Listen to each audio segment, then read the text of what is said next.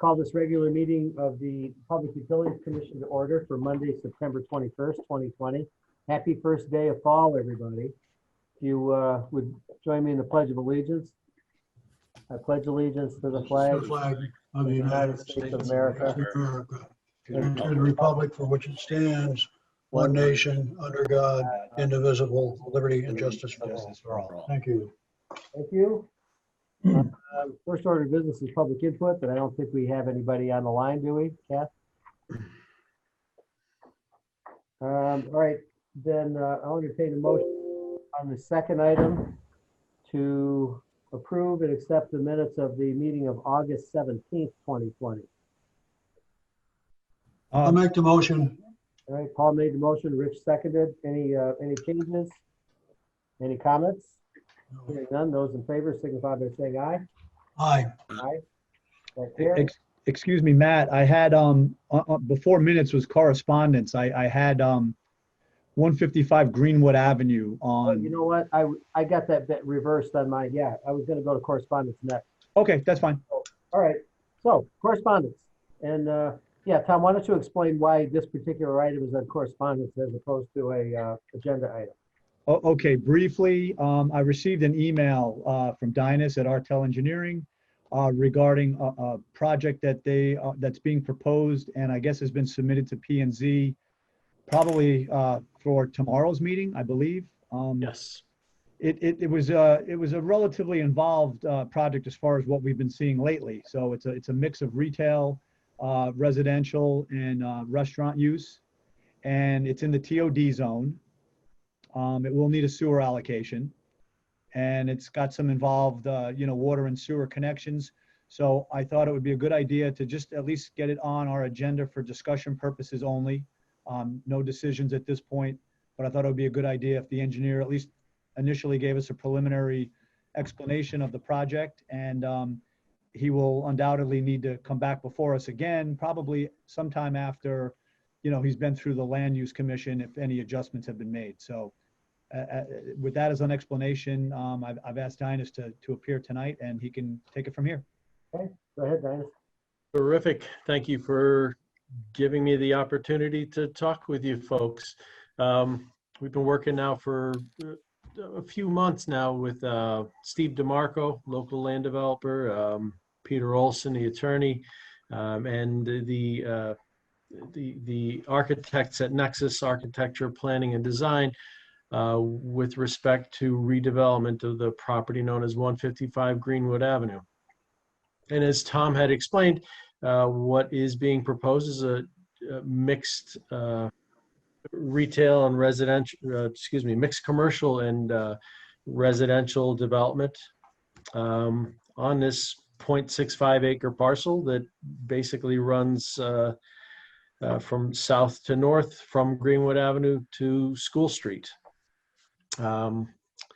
If I may, I think I'll share a colored picture that the architects have provided and give you folks a better idea as to what's being proposed. But in a nutshell, there's one building on the site, and what the developer would like to see on there, and in keeping with the town plan of development, would be a string of 5 buildings on that property. And I'll go and share my screen with you folks so that I can show you a little bit better as to what we're talking about. So give me a little time here and get right into it.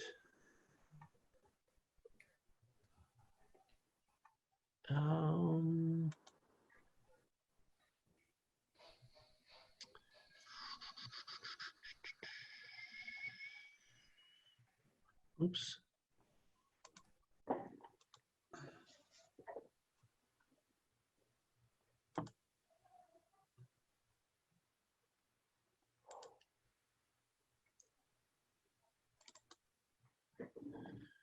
There, can everyone see that? Yep. Hello? Yep. Yep. Yes. Okay, good. Yep. So looking at your screen from left to right, left side is Greenwood Avenue, And you'll note Building A is an existing two-story building. Currently, we're formerly a medical office. It has a couple of residential units upstairs. And there's an existing driveway that runs on the west side of the building. It's a paved driveway with some paved parking, and then the balance of the site currently is gravel or processed stone parking area / driveway that runs all the way to School Street. What the developer proposes to do is add or put an addition to Building A to allow for a little bit more flexibility in the usage of that building. They've got Building B proposed, which is about a 2,500 or 2,300 square foot flexible commercial space, which the architect feels may be good restaurant use on the lower level. And the upper two levels for this building would be residential apartments or possibly condominiums, but I think at this point it's apartments. Buildings C and D are identical three-story buildings proposed. The first floor of each building is about 1,150 or 1,145 square feet, and is basically this blue outline for each building. The upper level would extend outward towards the proposed parking and kind of overhang the proposed sidewalk along the, I guess what would be the front or front-facing portion of the residential portion of the development. All the retail and or flex commercial space would be ideally accessed from a pedestrian alleyway that would be running along the west side of the property. The last building that's being proposed is building letter E, which is about 2,000 square feet in footprint. This also is a three-story building, again with some commercial space on the lower level. Ideally, again, a restaurant or perhaps some office space with 2 stories of residential apartments above. With this proposed development, we're looking at 18 residential units on the upper levels of these buildings. And then again, what we're calling right now commercial flex space on the first floor of each of the buildings. And ideally, again, we're hoping for a couple of restaurants to move in and perhaps some small retail tenants in buildings C and D. But again, right now we're just, it's an overall plan. What I'd like to do now is share a different screen with you. And this screen is our proposed utility screen. Can everyone see that? I think I switched. No. It's Still looking at no? the basic, oh, there we go. There you go. I see it now. Yep. Okay, good. So utilities for this proposed development. Currently, we've got water and sanitary, municipal water and sewer in both streets. And I think that the School Street water line is a little bit smaller and older, I think, than the water line in Greenwood Avenue.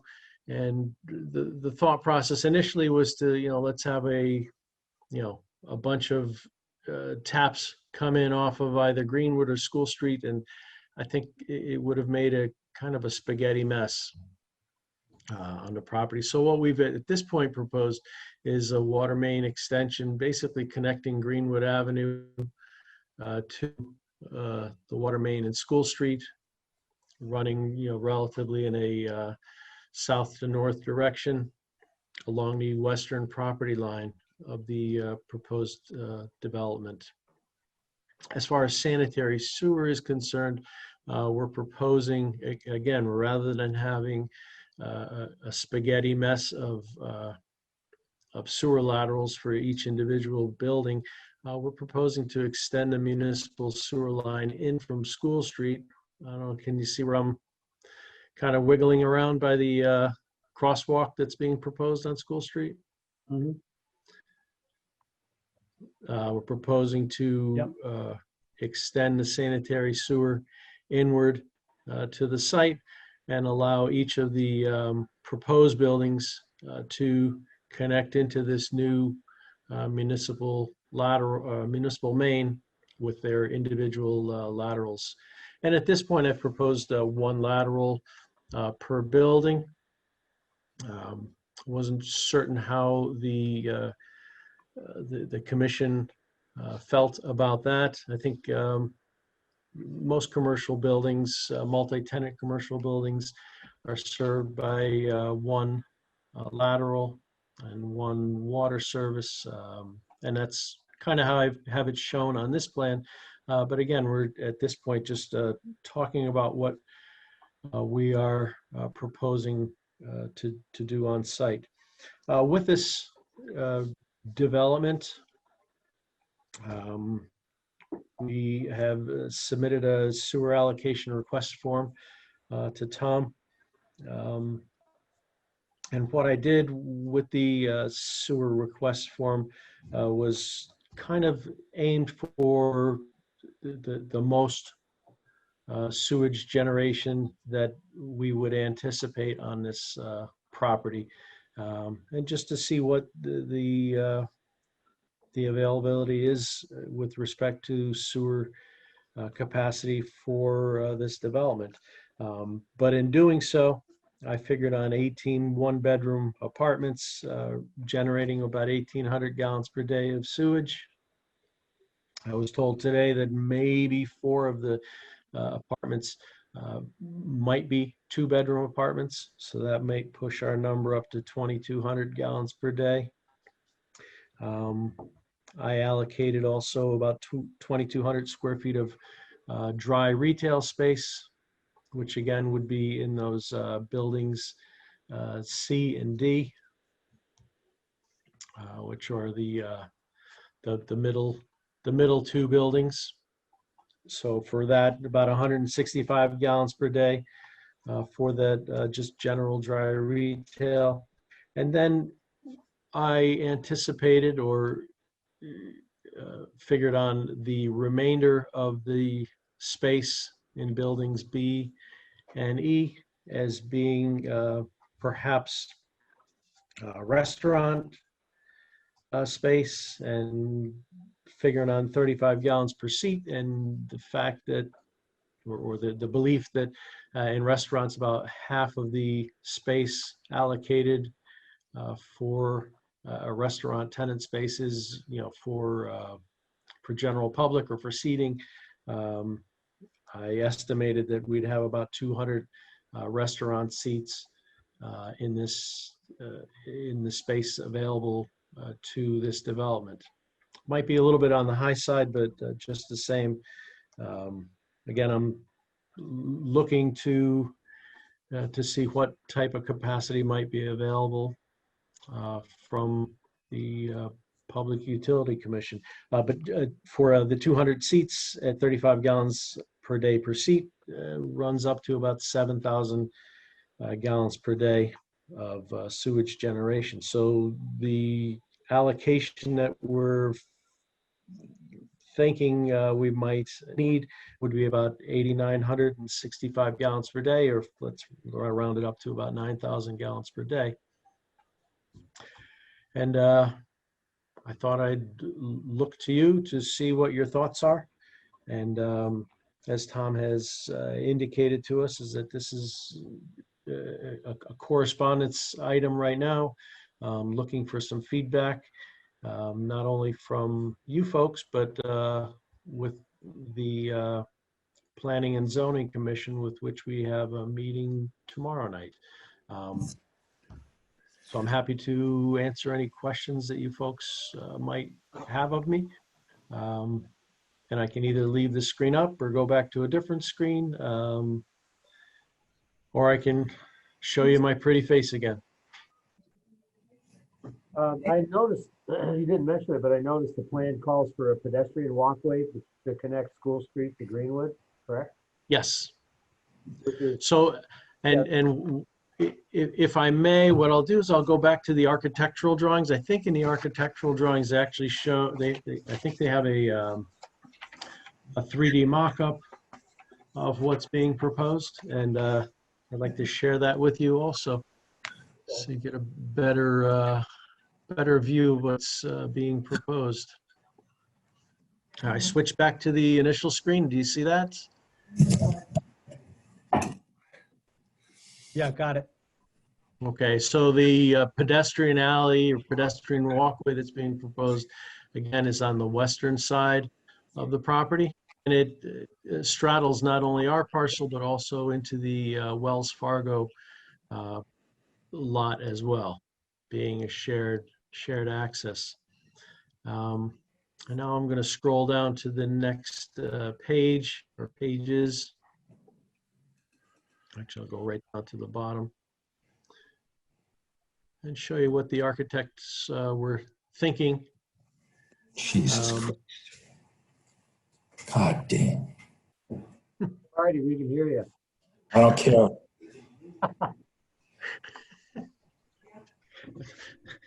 Dinus is the name, it wasn't.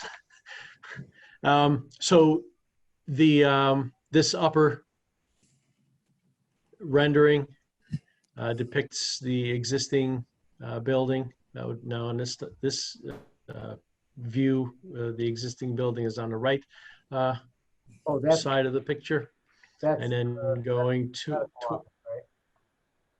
excuse me. That's the medical office, the building on the right. Yes. Okay. That's correct. And then this next space would be what they were figuring on perhaps a restaurant on the lower level, and then residential units up above. And then these would be the center two units. And then at the far left end is the building that would be along School Street. And you can see along the what I'm going to call the front edge or the west edge of these units is the pedestrian walkway that will run clear from Greenwood Avenue to School Street. And if we scroll down a little bit to this rendering on the lower left corner of the screen, this would be on the back side, looking from School Street towards Greenwood Avenue. And this would be the black area is the proposed paved parking. There's 16 parking spaces proposed. And then the lower right rendering is just a bird's eye view looking from the east towards the west, as if you were flying by. I believe the last sheet that the architect provided was a rendering of what they're envisioning this this to be. And if we go to the lower right corner, or the rendering in the lower right, shows the municipal building in the background and the proposed development as they envision it ultimately being built out to look like. And again, with the emphasis on the pedestrian access connecting Greenwood to School Street, and bringing and continuing the downtown feel throughout this property.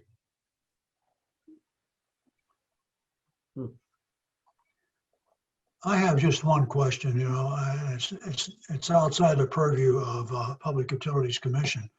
That's a lot of residential and commercial spaces, but where's the parking? You only have 16. Exactly. You only have 16 spaces. 16 spaces, you got 18 one-bedroom units, not counting, is that counting the old building in the front? Yes. Yes. So you got 18 units, and where are people, when they go to these restaurants, gonna park? Out on School Street? They're gonna park out on Greenwood Avenue? They're gonna park in Wells Fargo next door? I mean, I think Paul's right, it's ridiculous, it's not enough parking, I don't care what the regulations say. Right. So, and I know that our attorney, Peter Olson's been speaking with staff in land use and working on the parking end of things. But of course, that's just with staff. And tomorrow night will be an opportunity for the Planning and Zoning Commission to also take a look-see at this first blush of what's being proposed and have their comments as heard as well. And yeah, with respect to parking, again, the thought is that the 16 spaces would be utilized by the residences, and the commercial spaces, people visiting or going to these commercial uses would utilize municipal parking along Greenwood Avenue, along School Street, or at the municipal center. There's another question I've got too, but this will fall more in the purview of the engineering. I noticed you only have an 8-inch sewer line. I don't know if that's adequate for all of those buildings. With surprisingly, an 8-inch sewer line, and we've got to propose the 2%, can handle quite a capacity of sewage flow. But the number of gallons that you're going to go through a day, which you said nearly 8 or 9,000. Yeah, we're estimating about 9,000 on the on the, I'm going to say, the worst case or the maximum. Yeah. Paul, a lot of the mains in the streets are 8-inch mains. Are they? Because the length of them, you spread it all out in the length of the pipe. So yeah. You can put a lot of water in the 8-inch it's a lot of water, going through that. I grant you that. Also, you weren't too sure whether or not these were going to be apartments or condominiums. And of course, sewage and water have different regulations as to how we're going to address those. Correct. No, I recognize that. I know that in your in the guidelines, you got, for single family residences, 80 gallons per day is the estimate, and for apartments at 100 gallons per bedroom.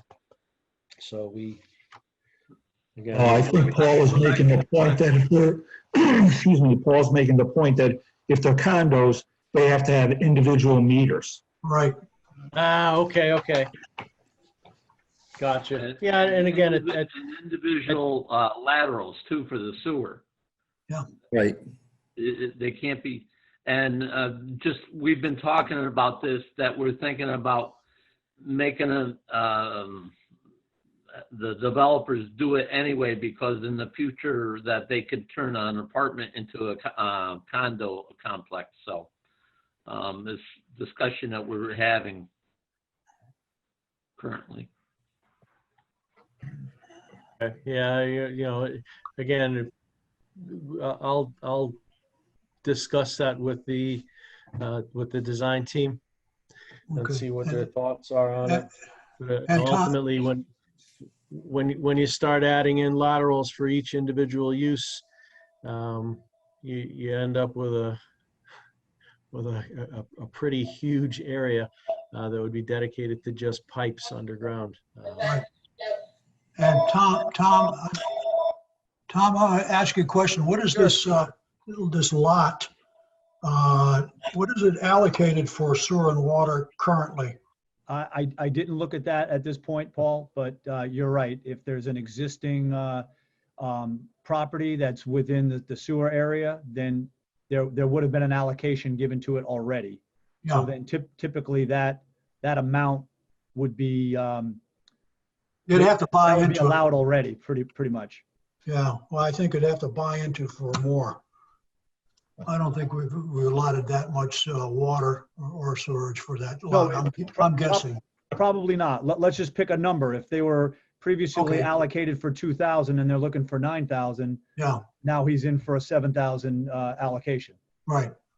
But at this Okay. point, all I really wanted to do with this, item on the agenda was for discussion purposes. I knew there was going to be a lot to it, and I didn't expect that or anticipate that we would even try to, solve all the issues with it. I wanted everyone to basically have a look-see, because I know the commission has indicated in the past that they want to see the developments as they're coming in. So I think there'll be more discussion, a lot more discussion at the Land Use Commission stage. And I think we'll have time then to, kind of digest what we see now and see what comes out of land use, and then be able to, have a decision made. Okay. Yep. One thing that I'd like to ask is that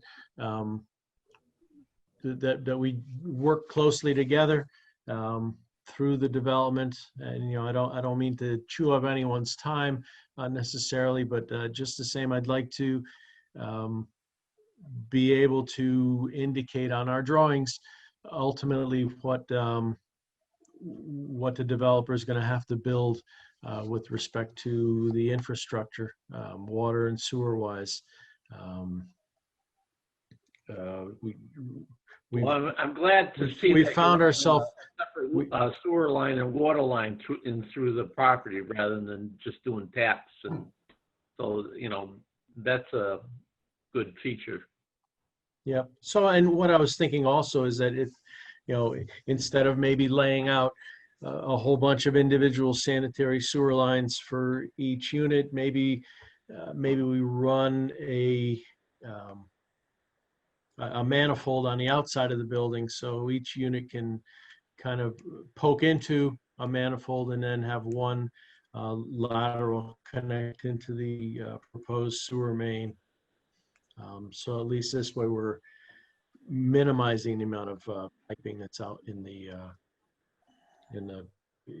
yard itself.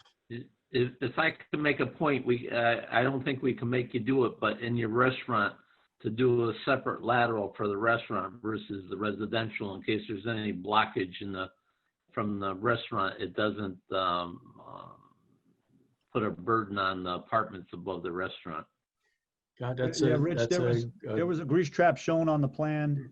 I imagine there'd be a separate lateral coming out of the kitchen space from the restaurant directly to the grease trap, and then I think another lateral coming out for the rest of the house sewer tying in after the grease trap. I'm not sure if that's how you showed it, Dinas, but I think Correct. that's typical. Yeah. Correct. And right now, I've just got a placeholder for the grease trap. Certainly, should the flows require it, we can add in a second grease trap, kind of run them in series so that it tends to function better in settling out the greases when you've got two tanks as opposed to one. But again, it's right now it's I want to say a work in progress. It's our first blush at our proposal and the infrastructure that we're considering for the development. Well, the other thing I'll mention, as you mentioned, you'd like to work with us. Obviously, there's going to be stages in the planning and zoning approval process, and we'll be able to provide written comment, at those stages. So yeah, I think that's important that that those comments be made. And again, it's what it does is it assures that the PUC gets what they are anticipating, and the developer knows fully well what they've gotten themselves into, at least with utilities. Okay. Well, thanks very much for being here and sharing. No, I thank you so much for allowing me to partake in this. It's an important step in the process. And here I am again. Good to see you, Danis. Thank you for that insight. Sure.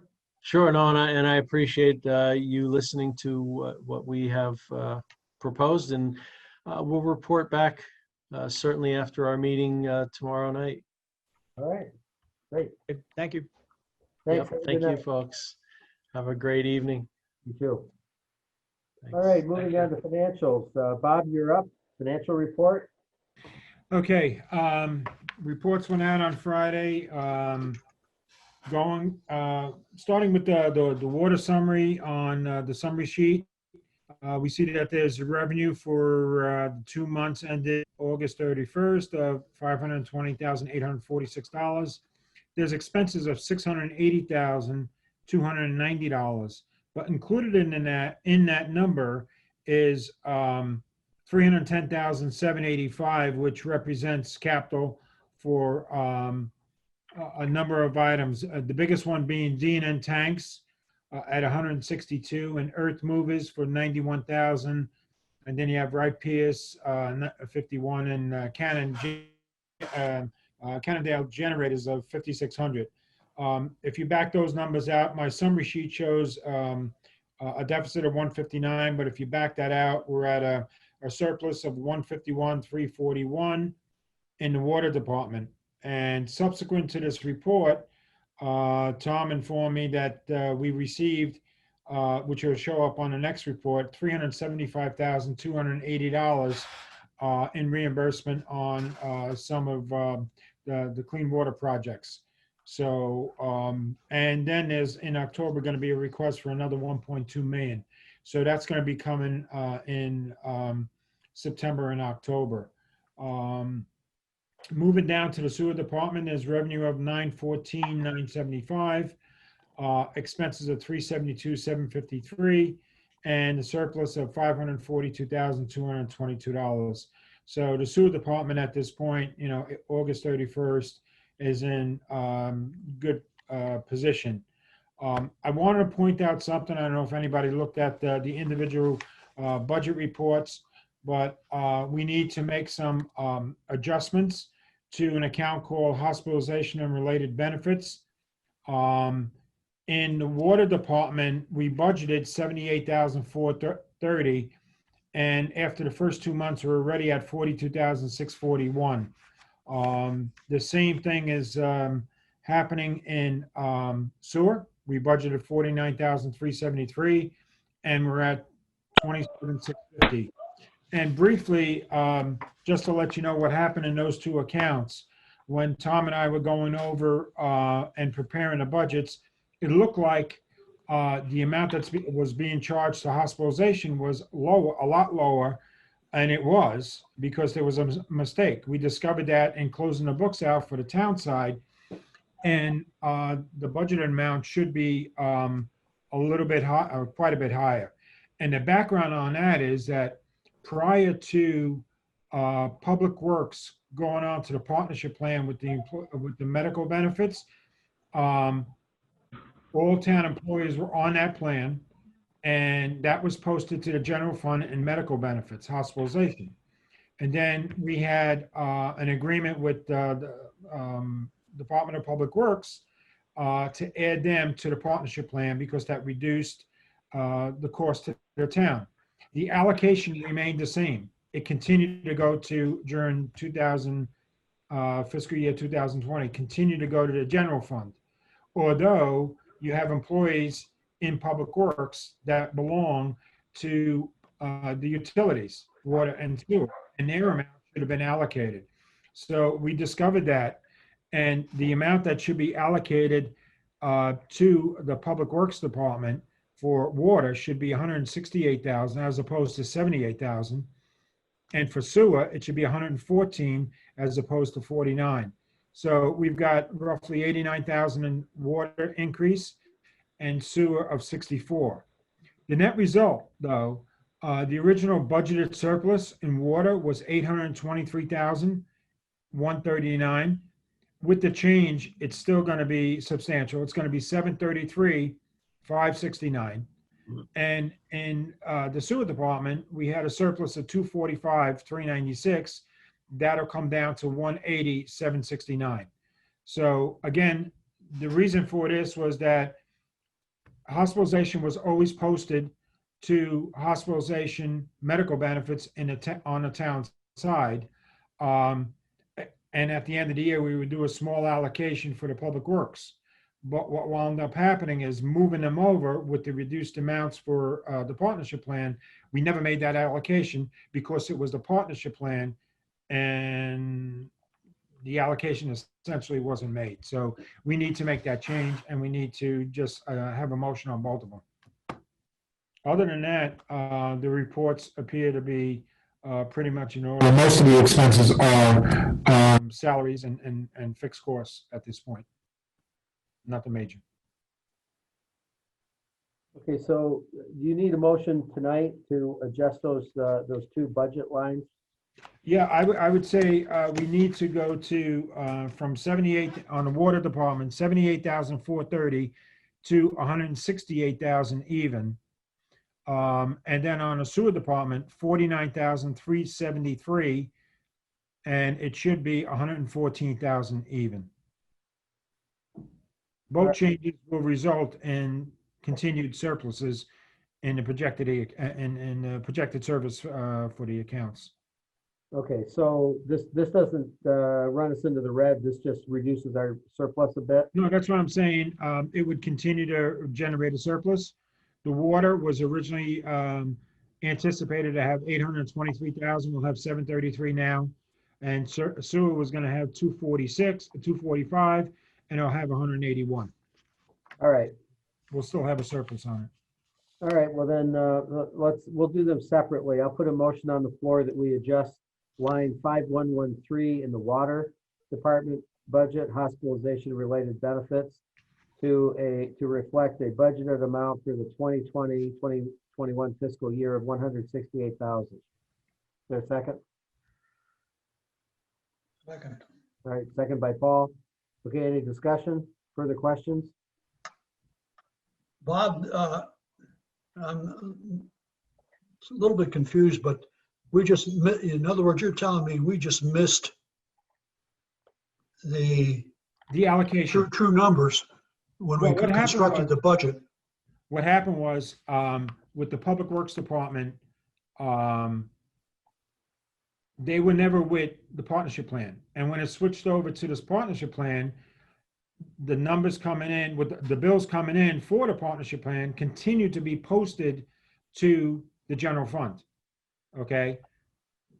They would have had their own allocation at the end of the year for medical benefits.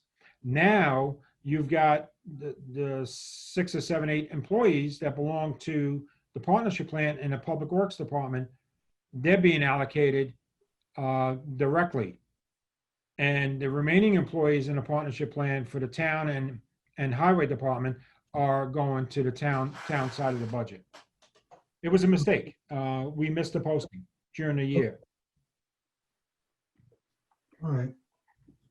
Okay. So in effect, all of the public utilities department, their hospitalization and related benefits were getting posted to the general fund on the town side, and they weren't being backed out and allocated to the utilities. Is that what I'm hearing? That's right. And when you and I looked at the amount that was being posted to the account, oh, we can reduce the budget. And in effect, those dollars weren't being posted there. If we had seen them being posted, we would have used the numbers I'm recommending right now. So let me just put it simply. If I just take the total value for sewer and water,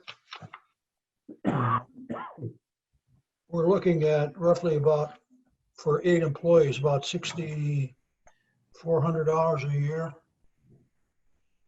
Well, you've got 89,000 570 and 64, 627.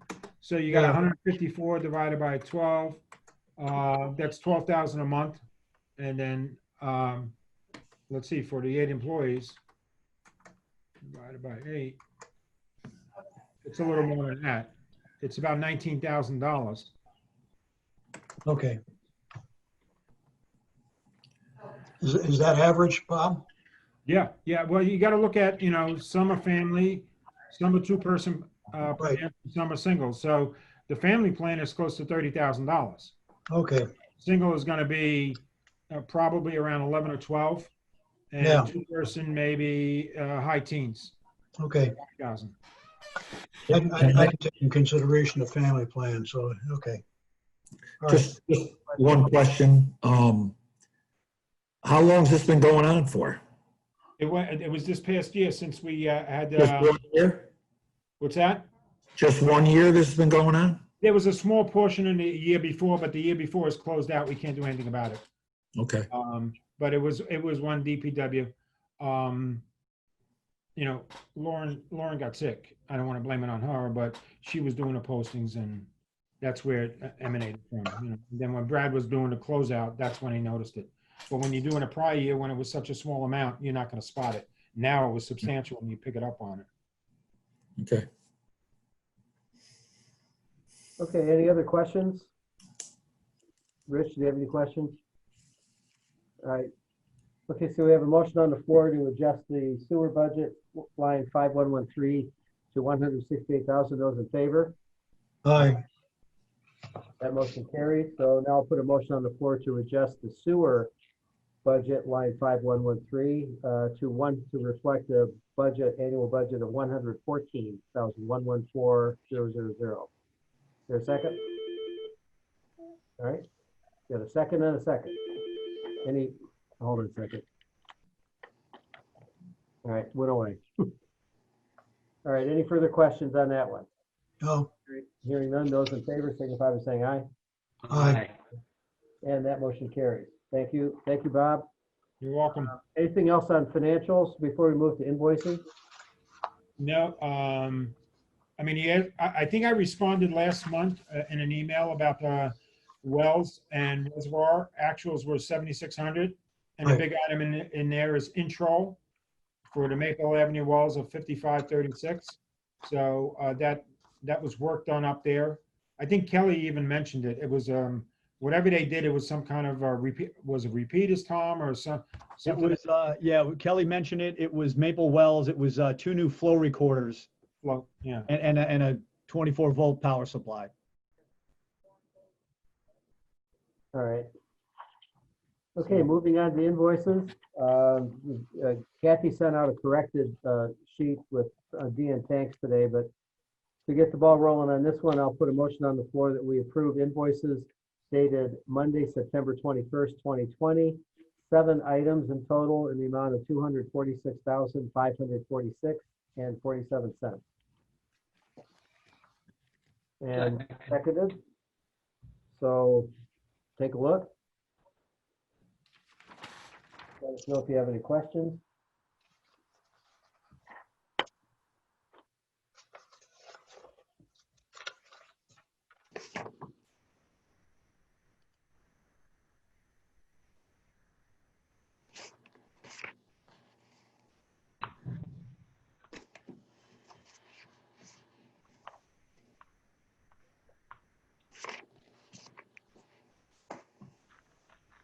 Let me know when you're ready to vote. regarding Wright Pierce, between the Bergstrom well field and the Chestnut Ridge water tank, it appears that we're approaching a point of completion with Wright Pierce. So the only thing that I see, it's the water main improvements, is that they're going to be active. Is that correct? Yeah, correct. But the Wright Pierce on the Bergstrom, if you recall, was kind of like a phase 1. This was to kind of do the pilot study and to prepare the preliminary engineering report. So that's what they're getting to at this point. And, the design of the, treatment and the pumping and the main, that's all going to now, when we get through the preliminary engineering and we decide what direction we want to go in, there'll be an addendum to that with a new, contracted amount. We're not committed to Wright Pierce beyond that, are we?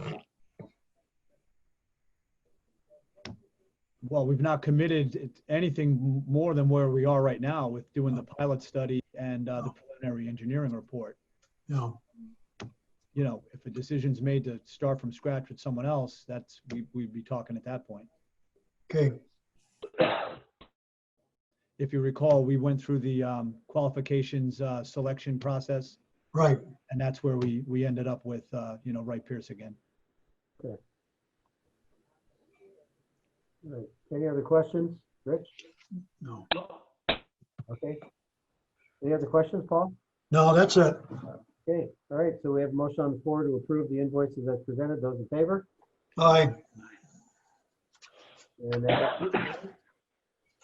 And last item, Tom, up to you. Second to last item, PUC capital project report. Okay, yep, I got a couple items beyond that for directors, but I'll just lump them all in together. Sorry, I don't know why. I'm trying to get this meeting over with faster. I just can't explain it. Well, honestly, I didn't think, I knew we needed to look at the 155 Greenwood Avenue. I didn't really see us doing too much back and forth with specifics, but at this point, we can start to develop what our specifics are going to be to comment on. Sure. So that took a little longer than I anticipated, but as far as my director's report, a couple of things we're looking at is hydrant flushing.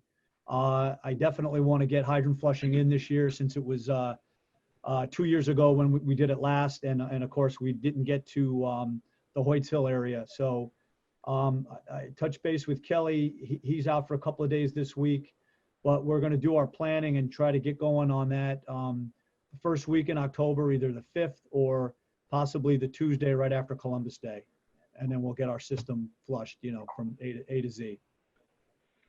How are we doing with water with the drought? We have significant amount? Again, the wells are keeping up. Demand is definitely up. Obviously, we're not using our surface supplies. So, Eureka and Chestnut are full. The wells, they're still providing, the supply we need on a daily basis. Okay. I mean, again, we can decide on, with the weather and the drought situation, whether or we want to put it off until spring. We can certainly do that. We'd only be talking, 5 or 6 months. So we can discuss that point at the next meeting, I'm sure. But Okay. my point was, we haven't done it now, and it's a good thing to continue to do on a regular basis.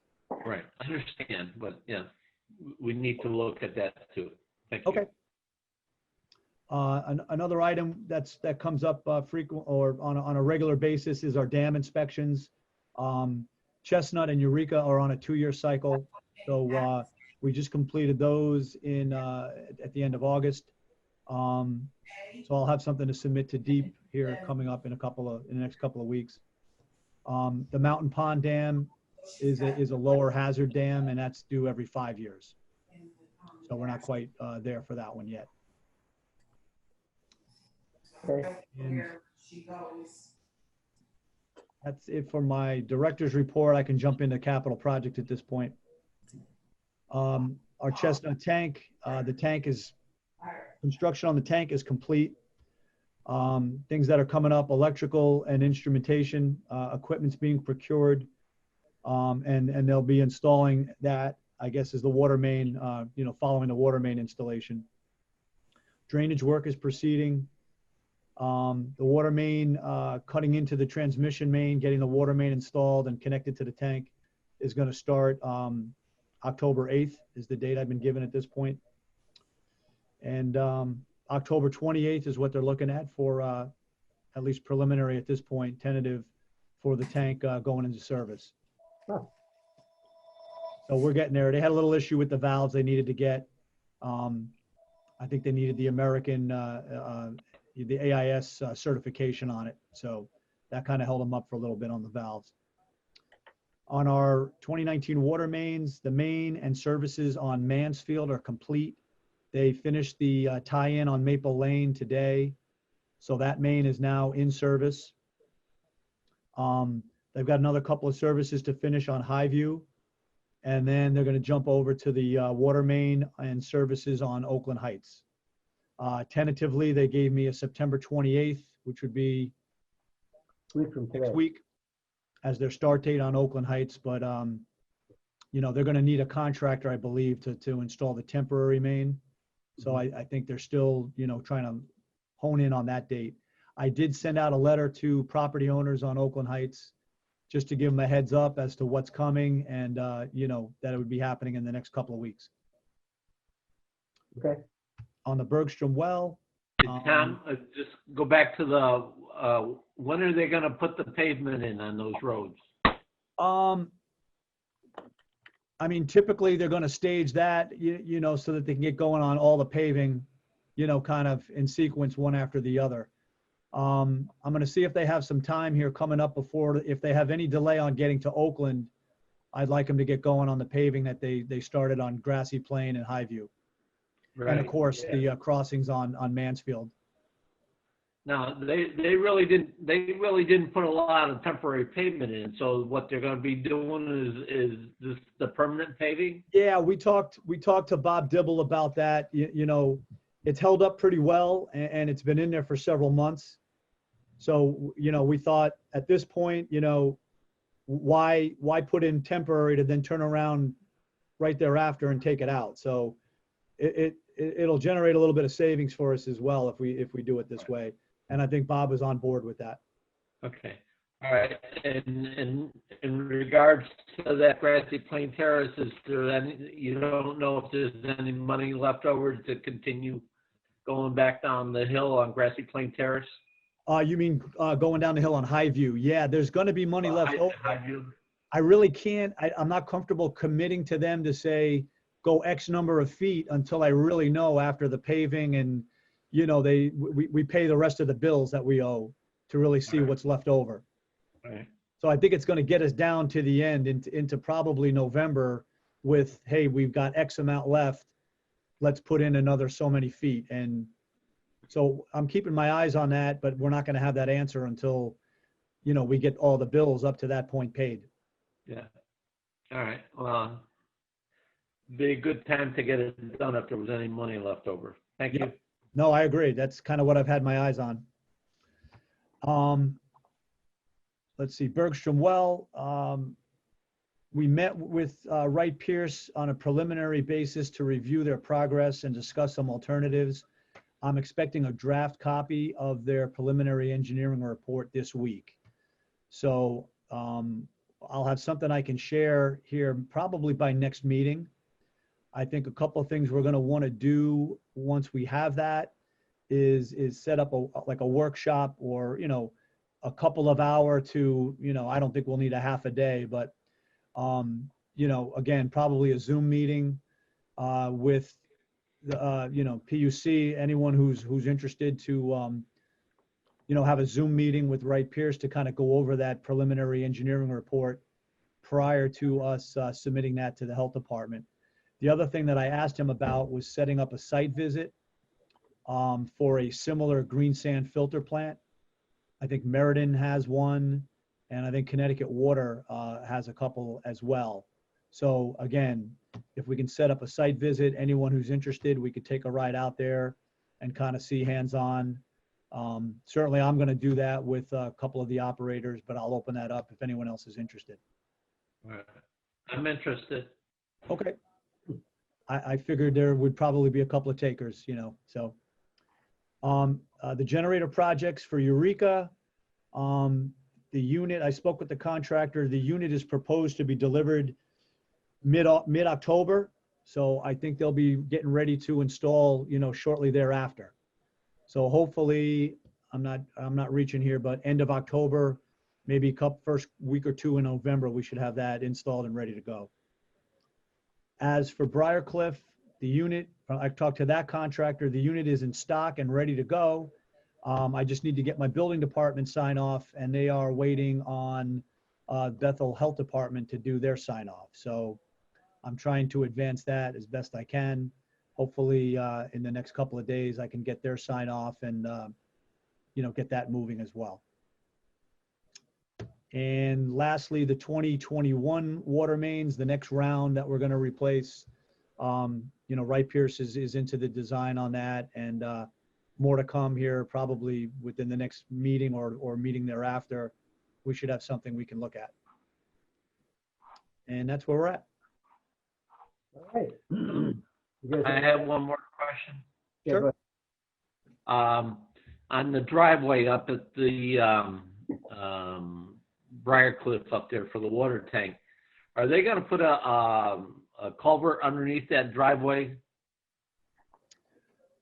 Because it looks like the natural drainage of the upper hillside is gonna go across the road, and it doesn't appear that there's any culvert underneath the driveway.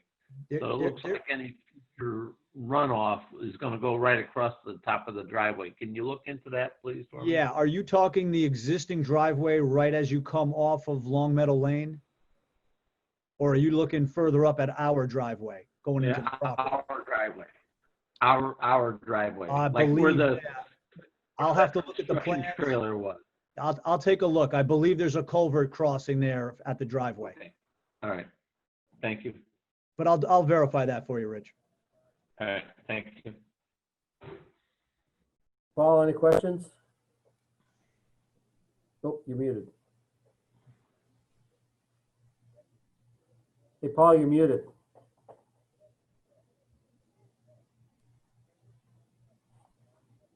You're muted. There you Oh, are. okay, here we go. Since we're approaching the completion of the tank, I think it'd be good for the PUC to have a sort of a site review at the site itself. Sure. I think, yeah, I think a good time for that, Paul, would be when the water main is installed and connected. It's still kind of, the site's definitely not ready to look at as far as what the final Oh, version. you're about a month away, right? I would say so. Yeah. Yeah. I'll definitely schedule something for us. Okay, good. So we'll put something out and try to get, a consensus on a time and date, and we'll go from there. Good. Okay. All right, any other questions? No. All right, yes, you said Kelly's out of commission for a couple of days. Anything from his report that you haven't already covered? I know he mentioned at the last meeting, or maybe it was the meeting before that, the Paul Street, the wet well really needed to get cleaned out. We needed to go on bypass for that. I think he said, help me out here. I thought he said maybe the last time it was maybe it was prior to 2018. So it was probably maybe going back almost 3 years. So I just wanted to report that work got done, and so that the wet well there is in good shape. Okay, all right, good. Anything else? Nope. All right, none. Thank you very much. Very efficient meeting. I'll entertain a motion to adjourn. So moved. All right, motion by Paul, second by Rich. Those in favor?